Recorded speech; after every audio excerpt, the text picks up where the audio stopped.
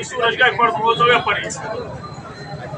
मोहोळमध्ये चालू असलेल्या सध्या जी अपघाताची कार्याचा विषय आहे तो अन्याय करून अंगाला घेऊन जात आहे.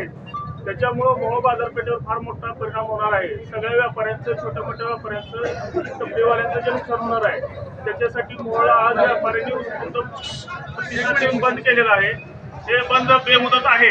बेमुदतसाठी आमचा पाठिंबा आहे.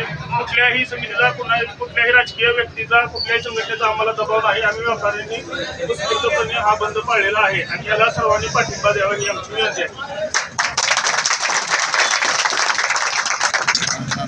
नमस्कार, मी अजय कुर्डे. कोरोनानंतर मोहोळवर आलेले हे दुसरं संकट आहे. कोरोनाच्या काळात बाजारपेठ बंद राहिली आणि आता कुठं जर मार्केट स्थिर होत असताना हे अप्पर तहसील नेऊन आमच्या तालुक्याचं विभाजन करण्यात आलं. 43 गावाचा संपर्क तुटल्यामुळे मोहोळची बाजारपेठ उद्ध्वस्त होते आहे आणि ह्याच्याबरोबर आमच्या मुलाबाळांचं भविष्य धोक्यात येईल.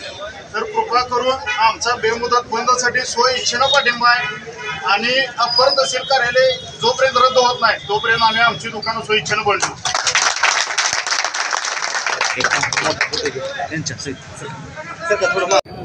या तालुक्यामध्ये आपण पूर्वीपासून जर विचार केला तर या तालुक्यावरती अनगरचंच वर्चस्व राहिलेलं आहे. परंतु आज ह्या मोहोळ तालुक्यामध्ये जे व्यापारी आणि इथले जे स्थानिक नागरिक आहेत ते पेटलेले आहेत.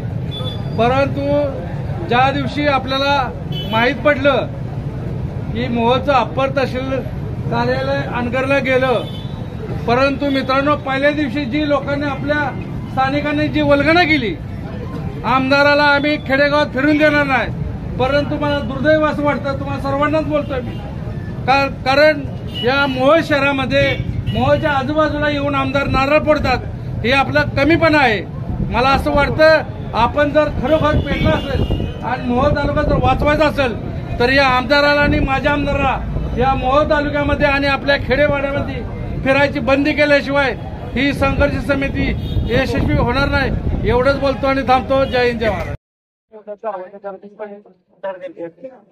निर्णय आज, उद्या किंवा परवा दिवशी कधी होऊ शकतो.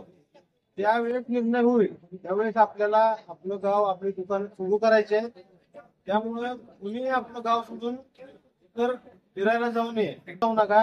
इथं संघर्ष समितीला पाठिंबा देता इथे येऊन दररोज येऊन इथं बसा. ज्याला जसं जमान तसं इथे येऊन त्याची वेळ द्या. धन्यवाद.